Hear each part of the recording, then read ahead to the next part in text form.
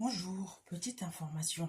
Pour bénéficier du regroupement familial, il faut préalablement être admissible au regroupement familial. C'est ainsi que seuls les enfants du demandeur ainsi que ceux du conjoint admis au regroupement familial peuvent bénéficier du regroupement familial.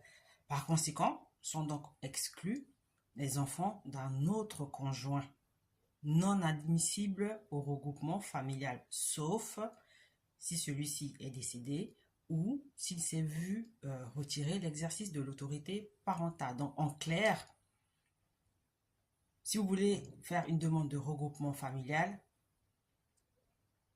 les personnes qui peuvent bénéficier de ce regroupement familial sont vos enfants et les enfants de votre conjoint, de votre conjointe, donc qui sont admissibles au regroupement familial. C'est-à-dire que si un étranger en France est marié à une personne qui est restée dans son pays d'origine, ses enfants à lui et les enfants de cette femme sont éligibles au regroupement familial. Par contre, s'il a eu des enfants avec une autre femme avec laquelle il n'est plus, ces enfants-là ne sont pas éligibles au regroupement familial, sauf si la mère de ces enfants est décédée ou si elle s'est vue retirer l'exercice de l'autorité parentale. Donc, en clair, les enfants que vous pouvez faire venir au titre de regroupement familial sont les vôtres, ceux de votre conjoint, mais pas ceux issus d'une autre union,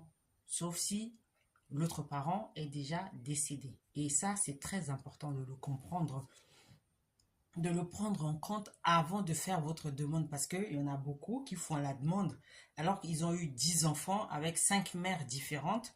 Ces mères-là vivent encore parce que ça concerne beaucoup, donc 95% des cas, ce sont des hommes qui veulent faire venir leurs enfants qu'ils ont eu avec 5 femmes différentes, dont les 4 autres vivent et ils se voient opposer un refus de ce regroupement familial et ils ne comprennent pas pourquoi. Justement, c'est parce que la mère de ces enfants étant vivante, ces enfants sont d'office exclus du regroupement familial parce qu'ils ne sont pas admissibles.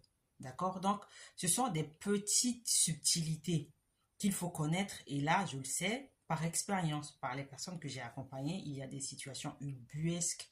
Vous ne pouvez même pas imaginer le genre de choses qu'on rencontre dans ces démarches de regroupement familial. C'est pour ça que c'est un thème qui est tellement vaste que je peux en parler tous les jours ici. On ne va pas finir de donner